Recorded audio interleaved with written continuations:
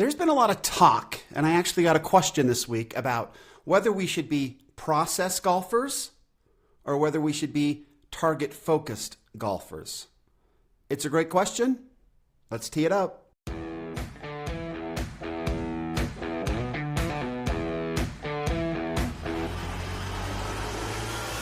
Welcome to Data Access Golf, your home for rapid golf improvement.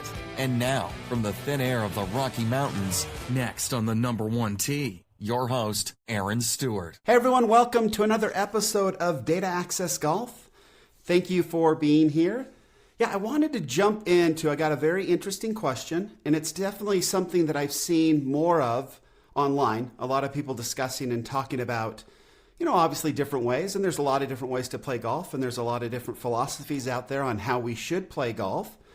But this particular one is the idea of whether you should use a process when you're playing golf, where you really aren't focused so much on the target, but you're focused much more on what you do, right? Your process. So you focus on, lining it up and getting it ready, going through a pre-shot routine, but staying very much localized around your ball and making sure that your stance is correct, that your position is correct, that your grip is correct, that everything is in its proper form. And then you really, once you're all set up and everything, theoretically, it shouldn't matter where you don't really need to worry about the target, because everything is set up so perfectly that you can just then swing, again, using a process, a couple swing thoughts, and boom, just kind of robotically, boom, hit the ball out there and be, great. And in this regard, then we kind of take out this idea of targets, and we just worry about ourselves, worry about our process. And for any of you that have listened to this podcast long enough, know that I think that is complete crap.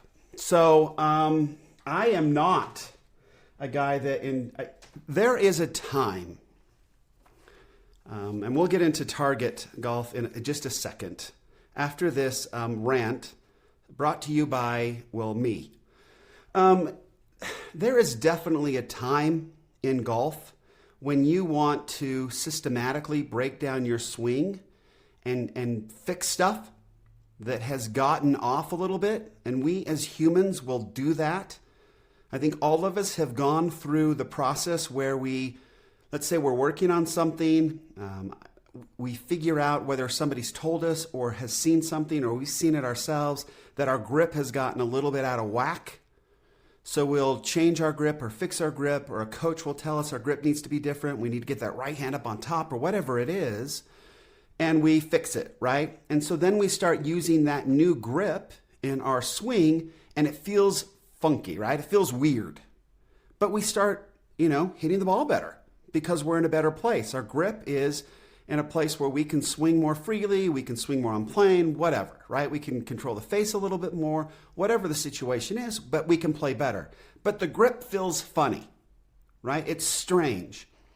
Well, then we get into this idea that, okay, in order for me to play good golf, and we all do this, in order for me to play good golf, my grip has to feel funny.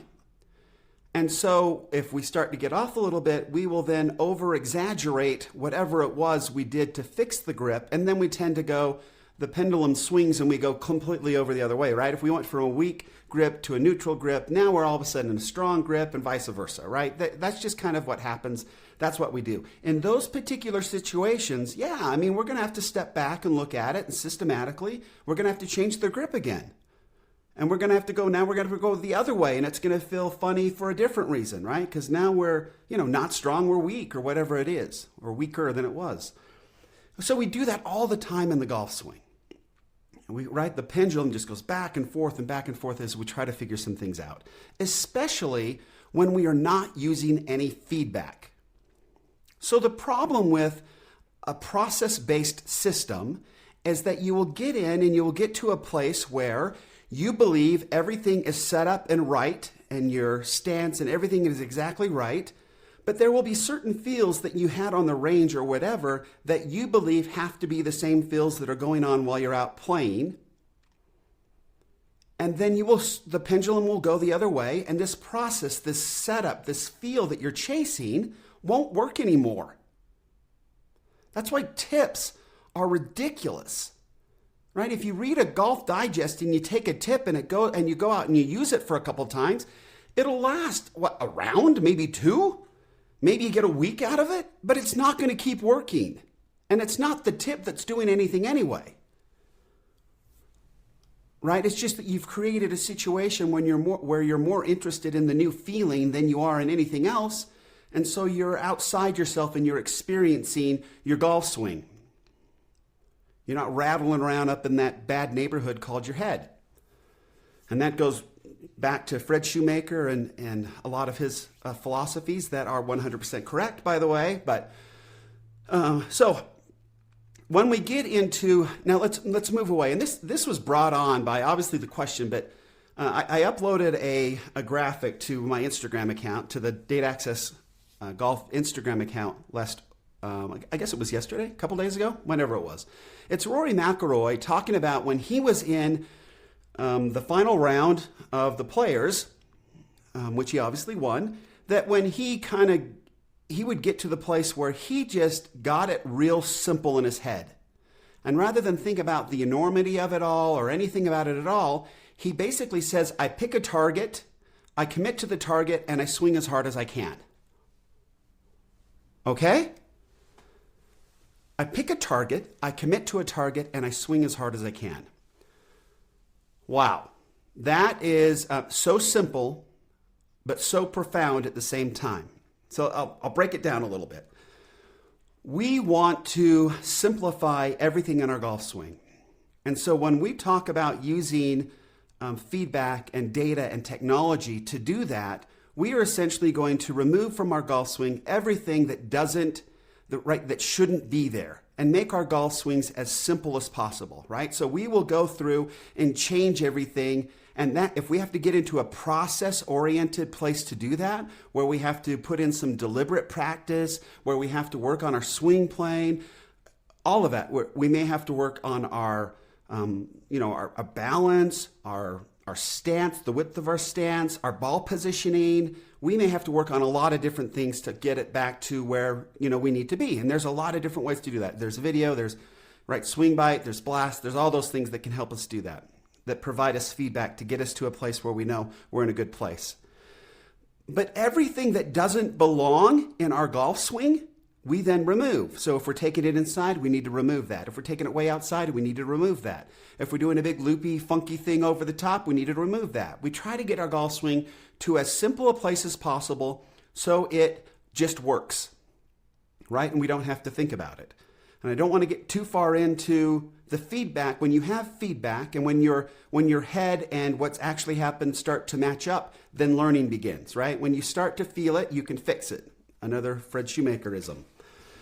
So that's where we have to get in the golf swing, right? And as amateurs, we want to simplify it just so we can play good golf consistently. Trying to play with a crazy golf swing that's all over the place from week to week is impossible. When we're not practicing, those crazy golf swings, like a Jim Furyk golf swing, his timing has to be so on. A Dustin Johnson golf swing, right? With that bowed wrist at the top, his timing has to be so on. Now, again, he's, 100,000? I don't know how long he's practiced that move. Okay, I get it for him. But for us, no, we can't have craziness. We don't have the ability to practice that much that craziness in our golf swing makes sense. What does make sense in our golf swing is simplification. And the best way to simplify your golf swing is to tap into what you naturally already do. And we are such brilliant specimens because we already know how to do the super hard things without thinking about it. One more example from Fred Shoemaker, just to drive this home, is he talks about, when we wake up in the morning and we get out of bed, we don't think to ourselves, oh, wait a minute, I got to walk to the bathroom. I'm going to put my heel on the floor. I'm going to put weight on it. I'm going to roll to the ball of my foot. I will then lift up my other leg and set it over with the heel down and roll it. We don't think about walking. We get up, kind of figure out what our body's doing, and we walk. We don't think about it. Well, the golf swing can be the same thing. We can swing a golf club that way because the motion to swing a golf club very closely matches our swing motion to propel something down, to throw something, similar to a golf swing. Again, in Fred Shoemaker's book, Extraordinary Golf, he goes into how best to do that. Don't want to get into that. But that is the easiest way to figure out and simplify your golf swing. So once we simplified our golf swing, and it's truly us, like how we actually do something and propel it, and I guarantee that when you get into this and start figuring it out, what you think you're doing and what you're actually doing are going to be very different things. But when you start tapping into how you actually propel something, that feels very natural. It's very powerful and it's very consistent. Okay, so once we get to that point where we've simplified everything and that is a representation of our true self, our golf swing is, then what do we have to do?